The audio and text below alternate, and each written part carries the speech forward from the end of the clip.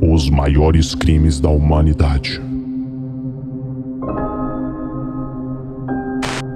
Um programa feito totalmente no improviso. Apresentado por Thierry Lucas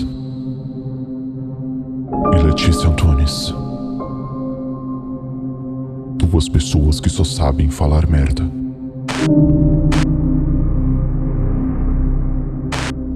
Tirem as crianças da sala, porque está começando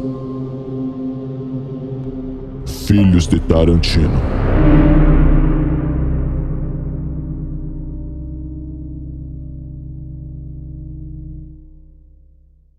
Começou.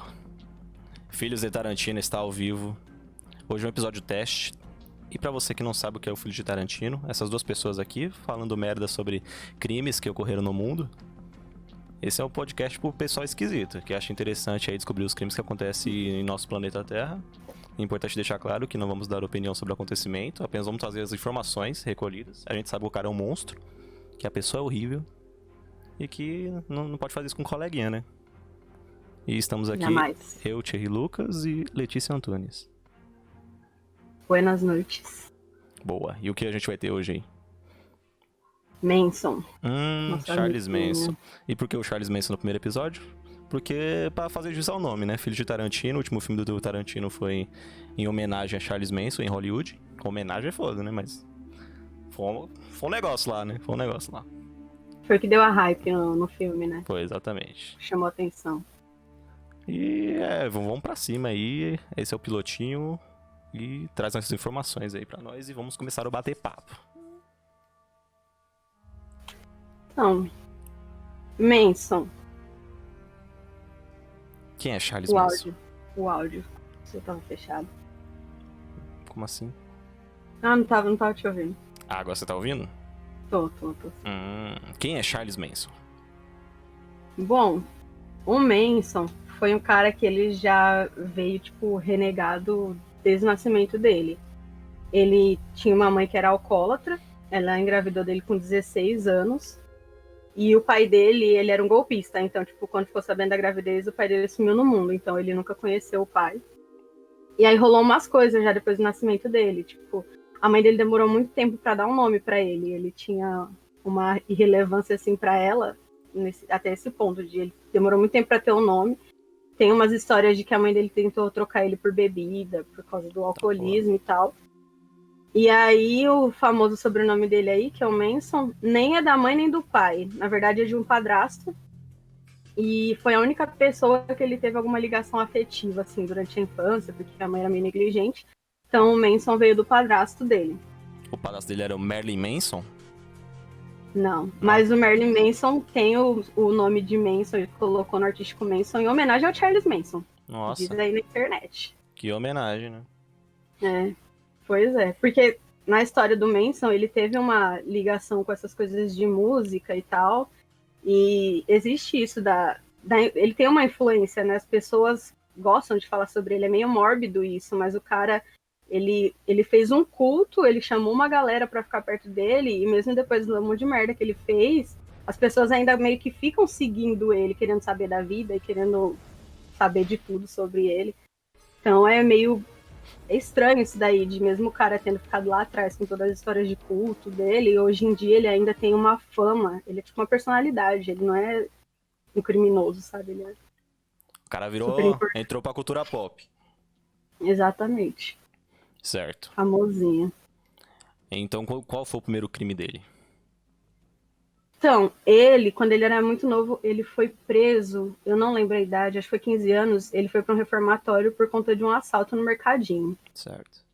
E aí, depois disso, ele começou a cometer uma série de crimes, tanto é que a informação que se tem é que ele passou mais de metade da vida dele na cadeia. Com 32 anos, ele já tinha ficado mais de metade da vida na cadeia. Caramba. E ele também teve um episódio que ele ia ser solto, né? Já tinha dado o tempo dele, e o cara, ele não queria ser solto, porque ele não sabia viver fora dali. Ele queria ficar na cadeia porque ele se sentia mais em casa lá dentro do que fora. Então, tem aí esse primeiro crimezinho dele. Que cara esquisito. Mas E nesse momento ele não assassinou ninguém. Não, primeiro crime não. Tanto é que, assim, os crimes mais famosos dele... Diga. Não ouvi, não ouvi. Não, pode continuar. Os crimes mais famosos dele, que ficou aí no finalzinho, ele teve uma participação indireta, porque ele não foi lá e matou ninguém. Ele deu a ordem. Só que o cara, ele era um puta de um manipulador, né? Então, ele era o mandante dos crimes. Mas, tanto é que o argumento dele, quando você vê a entrevista, é de que ele não estava presente nos crimes, os mais famosos. Então, como alguém podia falar que ele que estava mandando? E ele usava muito isso de eu só dei para eles o que você e sociedade não deram, que era alguém para ouvir e não ficar, Era sabe? o discurso do Joker. Exatamente. Bem parecido. Tá, mas Bom, aí já começou a pegar gosto da coisa. então, esse tempo, os últimos crimes dele foram os crimes que ficou mais famoso, que fez ele ser preso. Mas como desde os 15 anos ele já vinha cometendo vários delitos, o cara ele já tinha isso há muito tempo nele, né? Já tava um bagulho meio que enraizado. E é uma coisa que é meio que característica de vários criminosos que a gente lê e que a gente vê, que existe algum trauma muito enraizado na infância que acaba levando o cara a desenvolver aquilo. E é aquele negócio, a gente tem uma noção do que é socialmente aceitável, que é moralmente aceitável, e para eles não existe isso. Existe uma desordem. Então, esse gosto dele, talvez o primeiro crime dele lá, que foi só um assalto, potencializou um bagulho nele que ele não sabia ainda. E aí rolou essas outras coisas que foram acontecendo ao longo do tempo. Quando planta sementinha, o bagulho é só esperar florescer, né? Tinha só a Exatamente. palhinha ali. Mas assim como rolou esse início do culto dele? Como assim o pessoal começou a falar, nossa, vou seguir aquele cara ali. Então, ele teve essa vez aí que ele queria ele pôde sair da cadeia, mas aí ele não quis. Ele foi solto do mesmo jeito, né? Porque não dá, tipo, quero ficar aqui, minha estadia. E aí foi uma época que o movimento hippie estava pegando muito lá nos Estados Unidos. Então, eu vi algumas histórias de que ele leu um livro, deixa eu ver o nome aqui. Era um livro chamado Como Fazer Amigos e Influenciar Pessoas. Esse era o livro dele? Não era o dele, mas foi um livro que ele teve acesso na biblioteca do presídio. Tá, que susto. Não é o dele. E aí, aparentemente, quando ele começa a ler um pouco mais sobre isso, ele começa a criar meio que uma coisa nele de ser um profeta, mesmo ele não aceitando que falassem isso dele, né? Tipo, o cara era um deus pro pessoal que seguia ele, mas ele não aceitava que falassem que ele era realmente um deus. Para ele era, tipo, não uma blasfêmia, mas não era o que ele queria significar para as pessoas. Certo. E aí, quando ele saiu dessa vez da cadeia, tinham muitos movimentos hippies rolando. E quando você vê imagens mais ou menos dessa época, os grupinhos se reuniam em praças, tinham os grupos de jovens que ficavam espalhados. E aí ele começou a reparar, ele já tinha esse bagulho meio que manipulador de conquistar as pessoas. E aí ele viu que os grupos tinham muitas mulheres. Certo. Nisso o cara senta lá no meio de uma praça, começa a falar umas coisinhas tipo, coach, vou mudar sua vida. E aí começou a atrair um pessoal para perto dele. E aí é mais ou menos como começa o culto dele. Tem alguma estatística de, tipo, quantas pessoas eram, mais ou menos? Não tem, mas eu vi que ele se aproximava de meninas mais novas, e aí era uma coisa meio pesada, porque às vezes nem eram pessoas que não tinham condições, eram tipo gente de família rica, mas aquela parte da rebeldia da vida decidia sair de casa para participar do movimento hippie. Então eu lembro de que eram muitas meninas novas, e que ele se apropriava exatamente dessas meninas, por elas ainda estarem formando a opinião delas, elas serem influenciáveis, e levar elas para o grupo. Caramba. E isso daí era uma forma dele também de conseguir depois, aí entra nas coisas que aconteciam nos cultos, de, por exemplo, rolar histórias de vários abusos. Por exemplo, as meninas falavam que elas tinham que servir ele. Então, se ele falasse assim, você vai dormir com tal cara que eu tô trazendo aqui hoje, as meninas tinham que cumprir. Nossa. E elas eram muito novas, então... Um manipulador, né? Que absurdo, gente. Mas pra quem ainda não entendeu, então ele, tipo, era quase a voz de um baile funk. Viu uma galerinha jovem e falou, ó, preciso ser a voz desse povo. E o pessoal ia na dele, né? Isso que é foda. O pessoal é muito influenciável. E aí como as meninas eram grupos de jovens e tal, teve meio que uma revolta com isso, porque meio que banalizou o movimento hippie, não era um bagulho só sobre drogas. E o que ele usava para atrair, além da fala mansa dele, né, era o uso de drogas também. Ele era a pessoa que fornecia, eles tinham uns discursos contra o capitalismo e tal, ele falava sobre prisões mentais, que a gente tinha que se libertar disso. Então, uma pessoa que tá perdida, que era mais ou menos, ele traçou um perfil, né, de quem eu gostaria que me seguisse. Isso no início. E aí depois as pessoas vão vendo que aquilo tem uma certa influência, e uma pessoa vai puxando a outra, e a família foi crescendo, que ficou conhecida como família Manson, né? Ah, entendi. Caramba, é muita coisa, né, que acontece. Mas aí, como foi, assim, o primeiro assassinato desse grupo? Foram tudo na mesma noite? Que eu não sei a história. Eu tô aqui fazendo o papel do espectador, eu tô por fora. Então, o assassinato, esse especificamente da Sharon Tate, que foi o que deu fama para a família, a princípio não foi associado à família. Aí eu vou contar a história mais ou menos assim. Ele saiu da cadeia, e quando ele estava lá, um colega de cela dele tinha dado para ele o nome de um produtor. O sonho do cara era ser músico. Ele queria ser músico, e aí ele deu o contato de um produtor, e ele tem, eu acho que tem a música dele até lançada, e ele foi atrás desse produtor. Quando ele foi atrás desse produtor, o cara aceitou ouvir a música dele. Se eu não me engano, na primeira vez que eles foram se ver, o cara furou, deixou ele esperando. Ele tinha preparado meninas pro cara, e ele ficou putaço com isso, tipo, o cara não apareceu.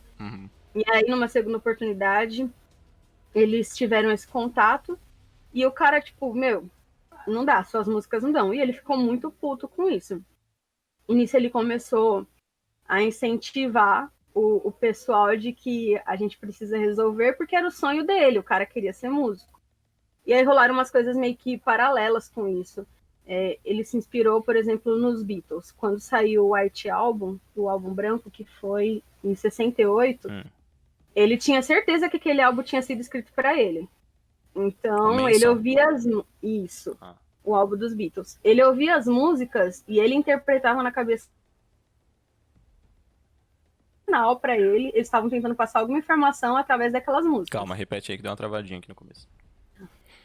Eu não sei onde parou, mas quando saiu o álbum, ele tinha certeza que os Beatles estavam tentando passar para ele alguma informação, certo, através da letra das músicas.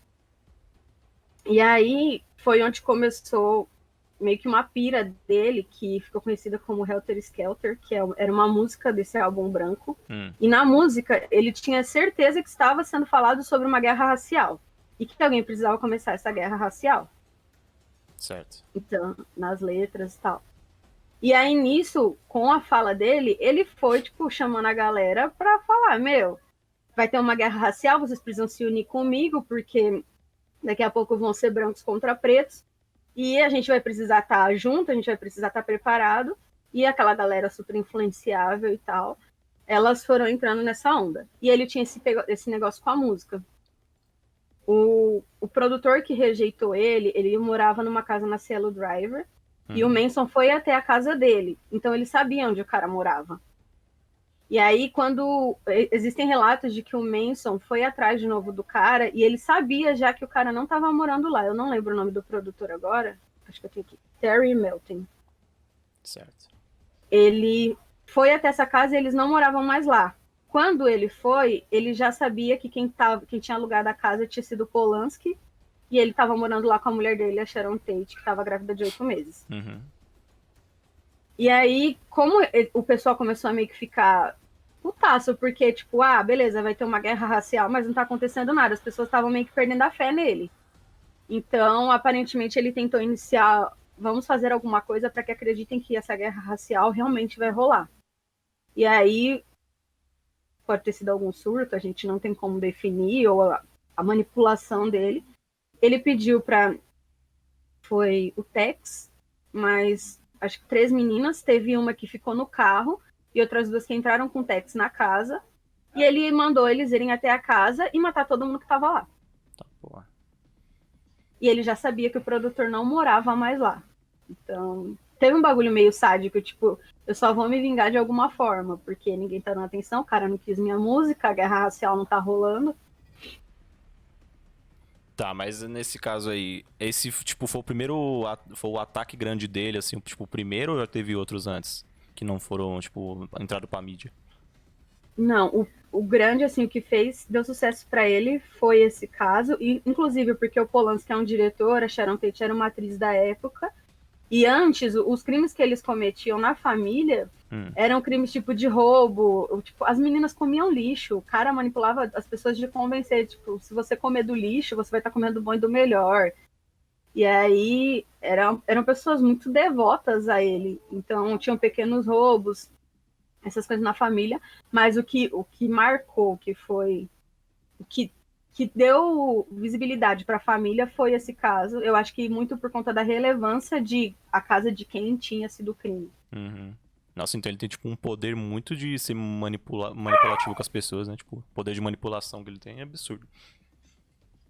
Sim, e assim, é um bagulho que você vê e você, tipo, não bota fé. O cara, ele, depois que foi descoberto que tinha relação com o Manson e tal, rolou um episódio, tipo, ele tatuou um X na cabeça, uma cruz na cabeça, no mais, um X, Tatuou? que depois virou, ele, fez aqui no meio da cabeça, se olhar umas fotos dele aí tem.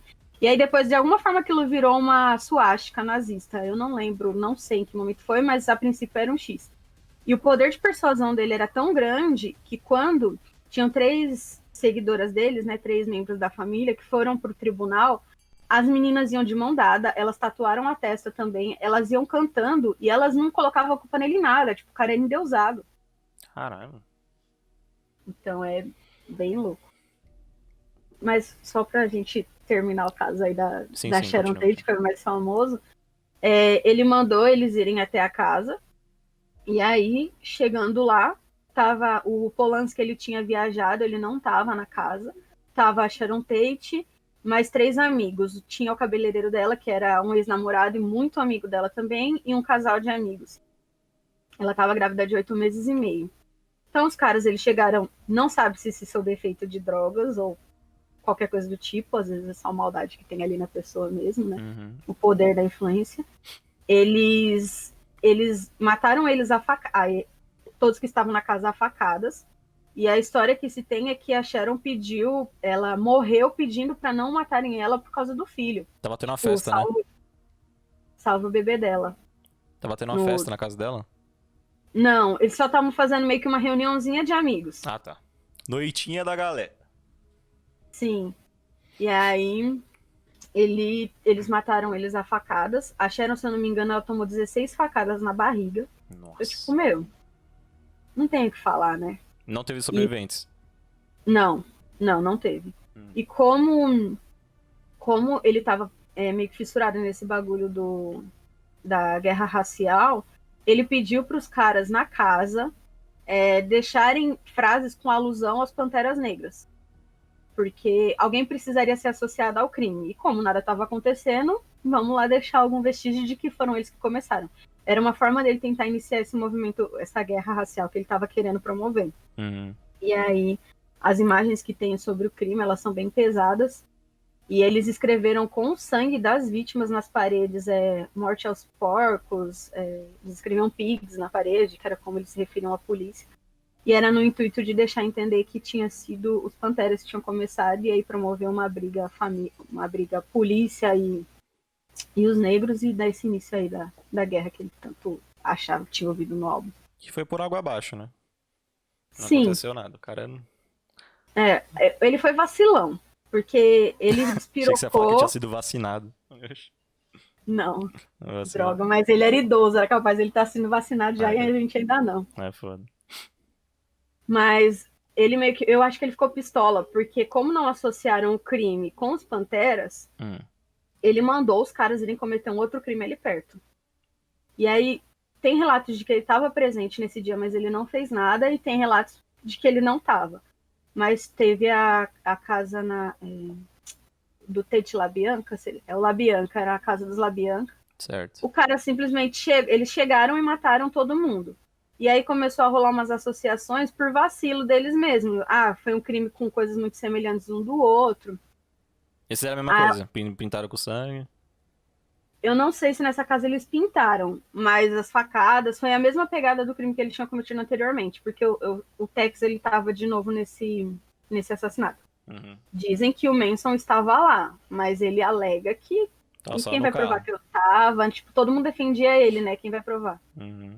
Tanto é que uma das meninas que foi no caso da Sharon Tate, a que ficou no carro, ela teve uma pena menor porque ela não participou efetivamente do crime. Ela ficou meio que perdida, assim, do que eles estavam fazendo, porque ela era iniciante na família, e eles só falaram, dirige, você vai e dirige aí. Só vai assistir. Exatamente. E aí, eu tentar lembrar mais ou menos a história, mas uma das meninas da família que tinha participado de um dos crimes, ela foi presa, eu acho que roubando alguma coisa, e ela ficou se gabando na cadeia de que ela tinha participado dos crimes e ninguém tinha pego, porque a polícia não estava associando a família Manson.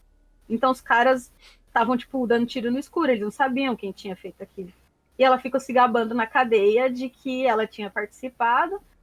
Aí uma amiga dela de cela, uma companheira de cela, ela fez meio que aquele negócio de delação premiada, né? Ah, eu conto, vocês melhoram minha pena aí.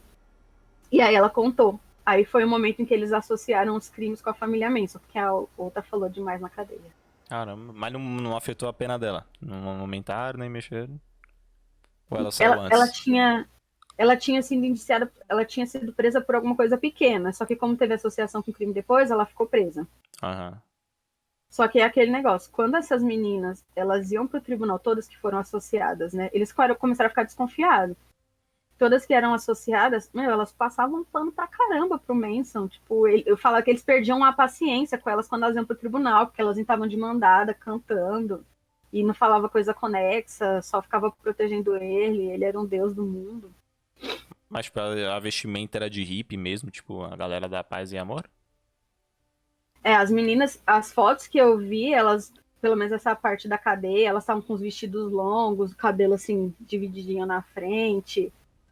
Tudo sou da paz e amor, o que deixou o pessoal do movimento hippie um pouco putaço da vida, porque Manchou, né? associou o movimento aos crimes. Uhum, bizarro. Mas aí foi quantas meninas no tribunal? Tem a contagem? Não tem, né? Não, que eu vi imagens, eu lembro que foram 3. Que começou a rolar quando o Tex foi preso, por exemplo. Eles não, como o Manson não estava presente, eles começaram a meio que jogar um pro outro. Eles começaram a jogar o BO um pro outro, até que chegou no Manson. Então, eu não tenho informação precisa de quantos foram presos. Os que estavam no caso da Sharon Tate, todos foram. Mas o Manson, tipo, o cara ele foi preso, eu acho que pela manipulação dele, porque ninguém admitia que ele estava no lugar. O Tex pode ter ficado puto em algum momento e falou, não, o cara tava lá, tava mandando, mas parecia, você vê os relatos, você vê, tipo, o vídeo dele, parecia que ele fez uma lavagem cerebral no pessoal, porque não era normal as pessoas defenderem tanto um cara daquele jeito, ele era, tipo, um profeta para eles. Tem informação do período que, tipo, esse pessoal passou com ele? Tipo, 1 ano, 2 anos, pra ter essa lavagem toda? Putz, não tenho essa informação de quanto tempo eles ficaram. Tem nenhum chute. Não tenho. Que dá pra mim fazer uma associação, mas 66 foi quando ele começou os movimentos dele de chamar o pessoal. Em 68 teve o álbum branco. E o assassinato da Sharon Tate, deixa eu ver se eu acho aqui quando foi, que eu não tenho datas. Não, a gente não tem informação, gente. Aqui é o lugar pra gente aprender juntos. Foi em 69. Então tem aí um períodozinho bom de tempo. é a Rede Globo, né? Sim. Deu pra ele dar uma boa lavagem na cabeça da Então pessoa. naquela noite ali foi 2 ataques a 2 casas, então. Foram noites diferentes. Foram noites Se não me engano, diferentes. foram 2 dias depois, porque como não teve o retorno que ele esperava da associação do crime com os Panteras, ele pistolou e mandou eles irem matar uma outra família ali perto. Tem a contagem dos corpos, tipo, juntando as duas ali, né? Na casa da Sharon Tate foram 4, e se eu não me engano, La Bianca foram 2, porque os ricos da La Bianca não estavam. Aí morreu o caseiro e um menino que tinha ido falar com o caseiro morreu.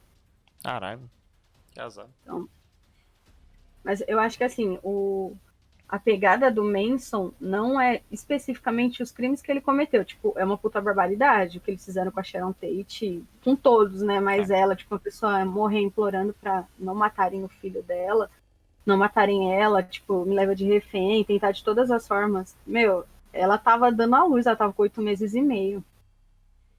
Então, Já era eu mais só acho o que caroço, né? Já era um bebê, já. Pô. sim, ele já era uma puta melancia. Uma mãozinha. Então, eu acho que o que pega mais no Manson, mesmo com a notoriedade desse crime, é o poder de persuasão dele. Uhum. O cara falava, vocês vão comer lixo, e o pessoal ia lá comer lixo. Então, é meio que absurdo, assim, a gente fala e fala, meu, não é possível alguém manipular alguém dessa forma. É sim, pessoal, e até tá rolando ultimamente por aqui uma lavagenzinha de algumas pessoas. Existe. Então, é meio fora do comum, porque você nunca acha que você vai cometer um crime em nome de uma pessoa. Tem uma das meninas da família que ela deu uma entrevista, ela escreveu um livro até sobre o período que ela estava na família, e ela fala que ela não sabe de onde tirou forças para sair daquela lavagem, porque ela era uma das que comiam lixo, que quem comia primeiro era ele pegava o melhor, elas comiam o resto, que rolava abuso, ele levava os caras e, tipo, todas as meninas são do Manson, ele tem que passar o rodo em todas as meninas. E meninas menores de idade, era uma loucura, era um bacanal. Ô, louco, que isso. Programa de família, né, gente? Programa de família. Eu acho absurdo que a forma que você fala assim, parecia que ele era um cafetão. Então, mas parece. Que loucura. O quê? Sim. Pode falar. Não. Não sei se vai continuar, mas tudo bem. O que a gente pode falar agora foi quando foram encontrados eles, assim, pra serem presos. Não foi nessa noite, na noite dos últimos assassinatos ali, não foi, né? Não. Levou um tempinho. Até que rolou aquele bagulho dele não ter a resposta, a polícia não associar os Panteras e ele Sim. mandar ir pro segundo crime. Então, só rolou uma associação com a família Manson por causa da bonita que ficou se gabando na cadeia um tempo depois de que ela tinha participado. Eu acho que se ela não tivesse abrido a boca, o pessoal não ia saber, não ia associar com ele. Acho que ia levar muito tempo. Porque, meu, uma pessoa teve que falar demais para eles descobrirem, e era uma pessoa famosa. A gente fala assim que, geralmente, quando rola um crime com uma pessoa famosa, tem mais visibilidade, é mais fácil, né? Existe mais ações para a gente tentar achar quem fez. Uhum. Eles não iam associar se a bonita não tivesse falado demais na cadeia. Ou seja, ele ia estar aí até hoje, ele perambulando pela cidade. Se não fosse uma brecha que o sistema achou. E o Manson, ele era um sociopata. Existe o psicopata, ele nasce, né, com isso, é inato nele. E o sociopata é uma pessoa que vai desenvolvendo essa sociopatia nele, essa imoralidade nele ao longo da vida. Uhum. E o cara, além de ele ser um sociopata, ele era totalmente persuasivo, porque ele não cometia o crime, ele mandava a pessoa fazer, a pessoa ia lá e fazia. Cara, é um absurdo, né? Manipulação ferrada. Já podemos ir para como o Charles Manson ganhou as telas do cinema? A gente pode falar sobre a série, né, do Mindhunter, que tem ele. A gente pode falar sobre o filme do Tarantino, que faz jus ao nome do nosso programinha. Escolha um dos dois aí e vamos partir para um bate-papo, né? Interessante, legal. Porra, Mindhunter, meu inglês é ótimo. Nossa, é péssimo. Eu falei Mindhunter, não falei? Mas, tipo, a série, ela trata sobre como foi traçado o perfil psicológico, né? Eles foram os caras que começaram a traçar perfis psicológicos e eles que denominaram serial killers. Antes disso, não se tratava, era assassino, não assassino sério, porque é a mesma coisa. Eles tratavam com outro nome, mas o serial killer foi meio que, eles tentam mostrar como ali eles foram traçando perfis. E no Mindhunter eles vão fazendo as entrevistas. E, meu, que trabalho, tipo, de produção foda daquela série. Porque você olha os atores que estão fazendo os criminosos, eles são idênticos aos caras reais. E aí tem um Manson, que ele era, tipo, a pessoa mais inacessível possível. Ele não queria dar entrevista pra ninguém.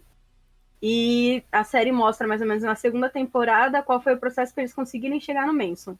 Certo. E aí tem um menino novinho lá, que ele, tipo, tá meio que... Pra você ver, a gente não saca da persuasão dele e tal, mas o menino é meio que fissurado em conseguir entrevistar ele pra... Tipo, por que esse cara tem esse charme todo?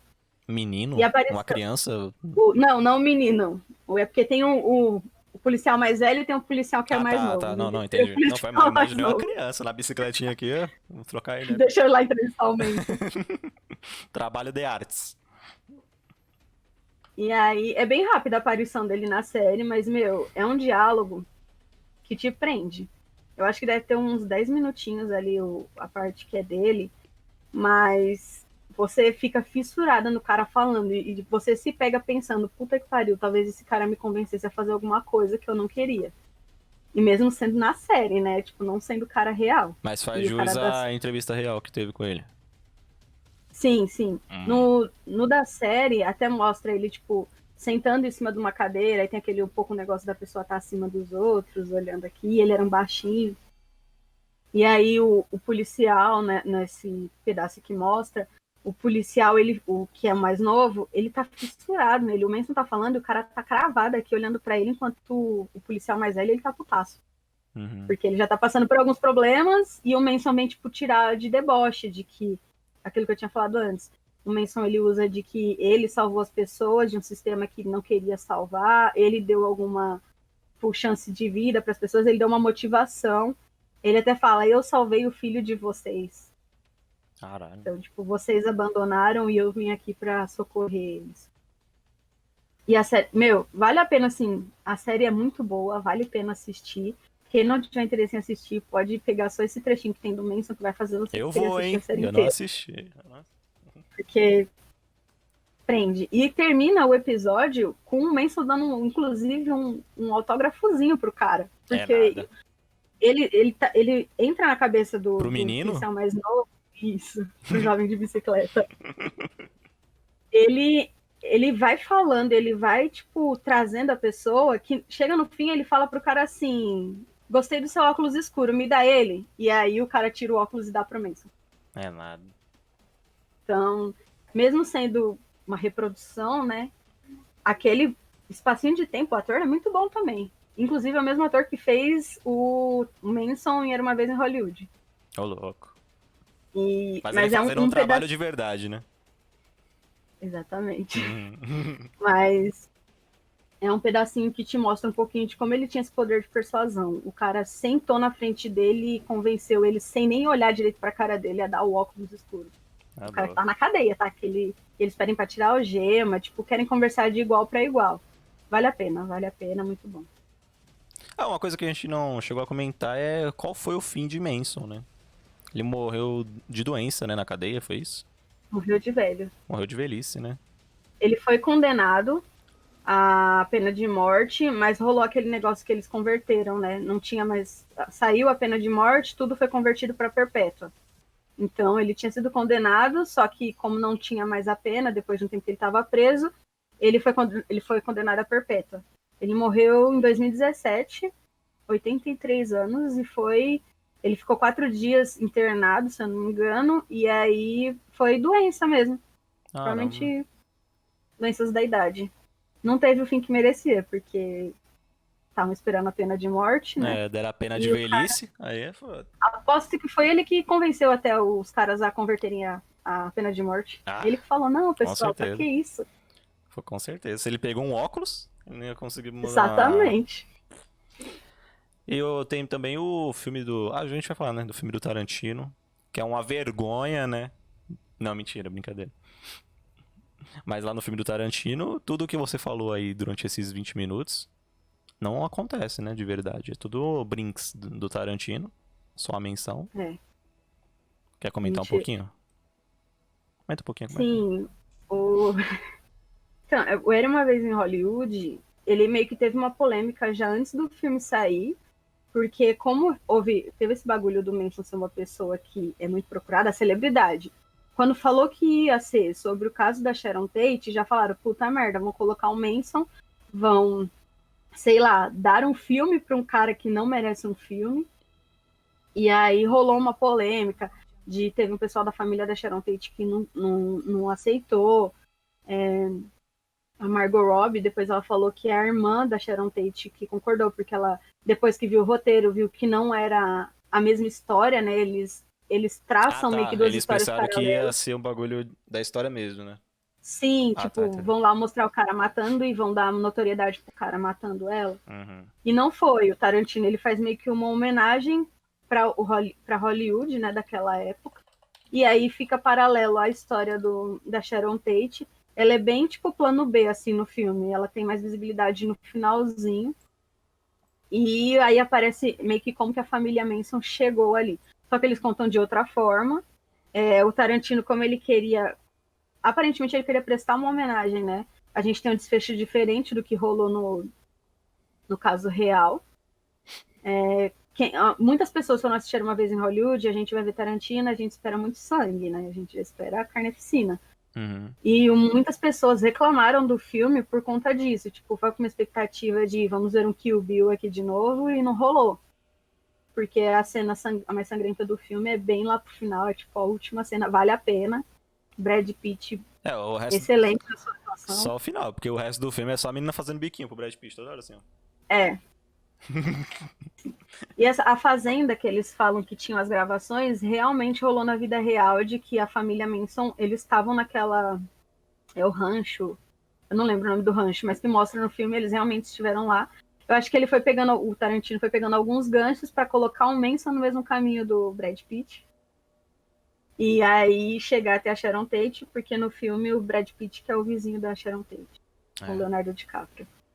Mas assim, quem assistiu esperando muito sangue ficou frustrado. Quem assistiu e não sabia da história da Sharon Tate também ficou frustrado, porque do nada começa a mostrar uma menina entrando no cinema, e por que ela tem foco, se a gente tá falando do personagem do Tarantino, louca, do Brad Pitt e do Leonardo DiCaprio. Uhum. Então, teve meio que essa frustração. Eu conhecia a história já do Manson, então quando eu fui, eu já mais ou menos sabia qual seria o caminho pro final. Mas, assim, metade do filme pra frente não tem nada a ver. Até eles chegarem no pessoal da família Manson, levam uma trajetóriazinha de filme. 2 horinhas, né? 2 horinhas e mais alguns minutos para poder chegar ao final. E eu também tava esperando algo incrível. E eu recebi um drama aí sobre Hollywood. E poucas loucuras. Exato. E também acho que vale aqui uma menção honrosa ao pior filme que eu já vi. Que é sobre esse caso. O nome é A Maldição de Sharon Tate. Tem no Telecine Play, pra quem quiser assistir. Eles pegaram a... Não, vou ler a sinopse. A atriz Sharon Tate é uma estrela em ascensão que está prestes a ter seu primeiro bebê. Atormentada por premonições aterrorizantes, Tate vê seus piores pesadelos se tornarem realidade quando ela encontra membros do culto da família Manson. Que absurdo é esse aqui? A mulher tinha premonição com o maluco. Nem vi, nem verei. Não, vale ver. Quem faz a Sharon Tate é a Hilary Duff. Hilary Duff aí da Disney e suas alegrias. E é um filme horrível, não recomendo. E a gente tem uma perguntinha aqui, hein? Chegou uma perguntinha aqui dos nossos telespec. Perguntando aqui como o filme do Tarantino foi recebido pela rapaziada que curte o Manson. É o oposto do que você já tinha falado da família dela.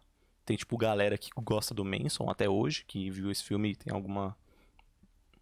disse alguma coisa interessante? Ou não temos essa informação? Não temos, né? Como eu não gosto do Manson, eu não fiquei do lado que valorizou o filme pra ele. Mas eu acho que a preocupação principal deles era, tipo, você enaltecer mais uma vez o cara e contar de novo uma tragédia. Então, como teve isso, a família da Sharon Tate não aceitou. Eu acredito também que o Tarantino não foi lá perguntar pra ninguém do Manson, não. Tipo, e aí? Vocês vão gostar? Mas o Manson mal aparece também no Era Uma Vez em Hollywood. Realmente a notícia, né? Foi maior do que a participação dele no filme mesmo.